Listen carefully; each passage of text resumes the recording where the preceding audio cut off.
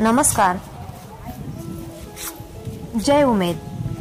महाराष्ट्र शासन ग्राम विकास विभाग, महाराष्ट्र राज्य ग्रामीण जीवनोन्नती अभियान, तालुका व्यवस्थापन कक्ष, पंचायत समिती गंगापूर, संजीवनी महिला ग्राम संघ माळी वडगाव, तालुका गंगापूर, जिल्हा छत्रपती संभाजीनगर. संजीवनी महिला ग्राम संघाची वार्षिक सर्वसाधारण सभा घेण्यात आली. 17/6/2025 या रोजी सभेला तालुक्यावरून माननीय श्री सुरडकर मॅडम व माननीय श्री कांबळे सर हे हजर होते.